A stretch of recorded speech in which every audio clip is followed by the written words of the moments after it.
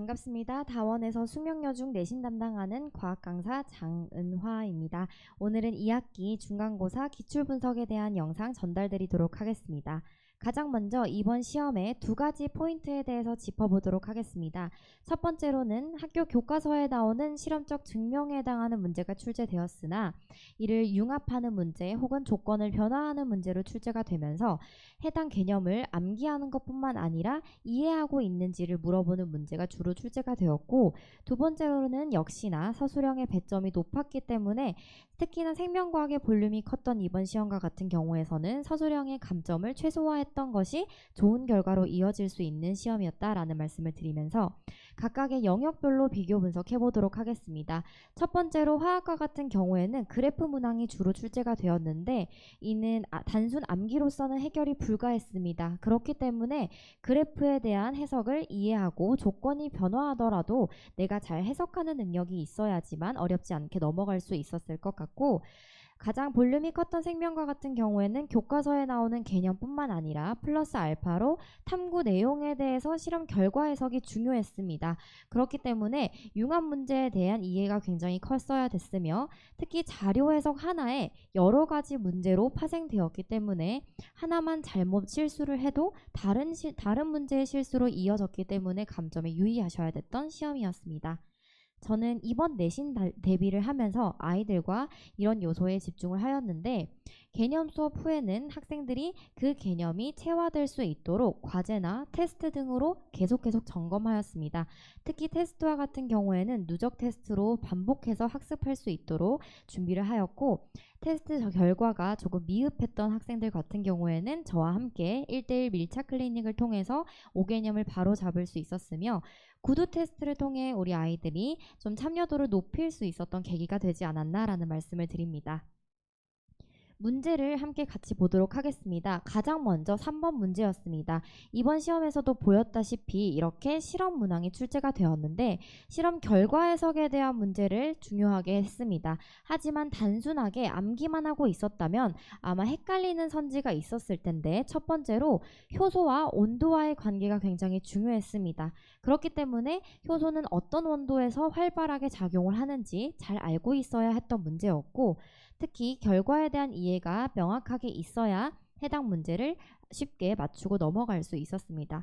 하지만 제가 이 문제를 가지고 왔던 이유는 통합과학과의 연계성이 있었던 문제였습니다. 효소 파트와 같은 경우에는 통합과학에서 생명과학 파트로 연계가 됐기 때문에 이 문제를 틀렸던 학생들은 반드시 내가 어떤 문제에서 오류를 범했는지 재점검하는 게 필요합니다.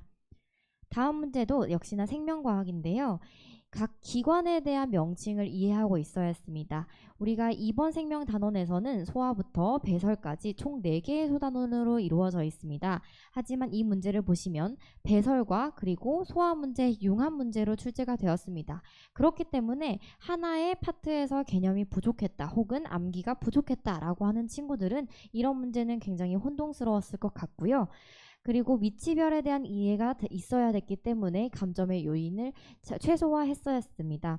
특히 배설 기관과 같은 경우에는 우리 아이들이 어려워하는데요. 하나의 모식도가 여러 가지 그림으로 다르게 출제가 가능했던 부분이기 때문에 여러 문제를 많이 보면서 이런 문제들이 체화되어 있어야지만 아마 어렵지 않게 풀 수 있었을 것 같습니다.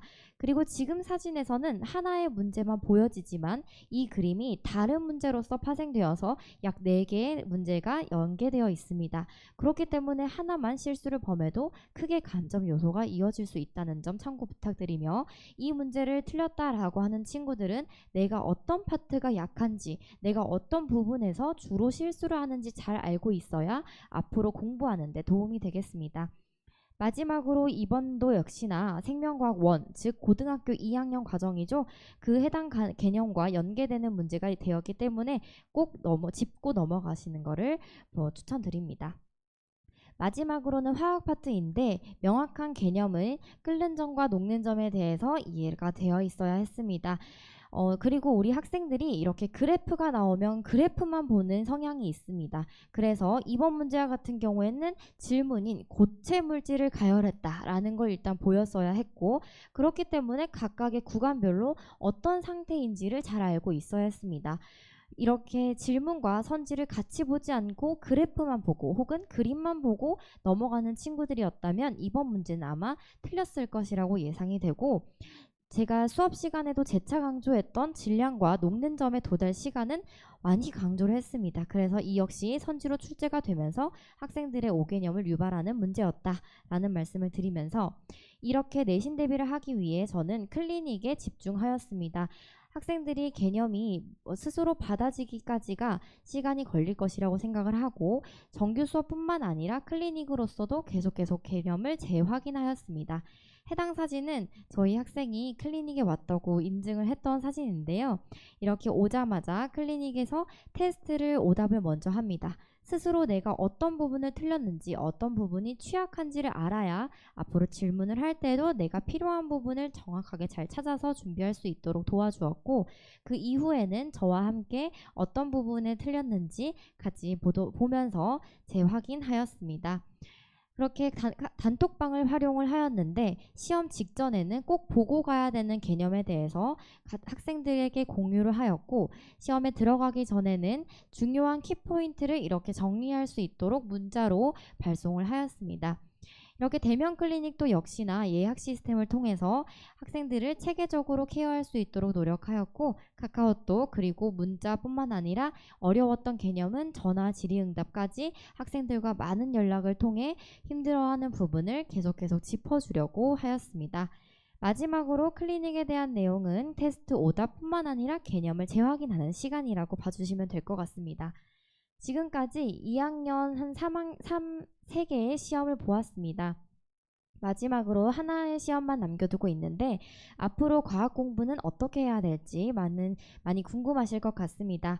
그래서 만약에 3학년 거를 먼저 준비하고 싶다, 2학년 거를 끝나고 나면은 3학년 때 체감 난이도가 많이 상승할 것입니다. 그래서 먼저 한 번 더 훑고 넘어가고 싶다라고 하는 친구들은 저희 정규반 일요일 9시 30분에 개강하는 반이 있고, 그리고 중학교 2학년 기준으로 통합과학을 쉬운 난이도부터 차근차근 천천히 밟아가고 싶다라고 하는 친구들은 일요일 1시 반을, 마지막으로 2학년 3번의 시험 동안 내가 따라가는데 급급했고 그리고 모든 단원이 쉽지 않았다라고 하는 친구들은 2학년 2학기 기말고사를 먼저 대비한다는 느낌으로 선행학습을 하고, 그리고 내신 대비반을 들어올 수 있는 일요일 4시 반이 추석이 끝나고 10월 12일에 개강을 하게 됩니다. 저는 중학교 개념뿐만 아니라 고등학교까지 연계되는 과정에 대해서 계속 이해가 될 수 있도록 점검하면서 정규반도 운영을 할 예정입니다. 지금까지 내신 대비를 믿고 맡겨준 어머님들께 진심으로 감사 인사드리며 기말고사 때는 더 좋은 모습으로 만나 뵙겠습니다. 지금까지 강사 장은화였습니다. 감사합니다.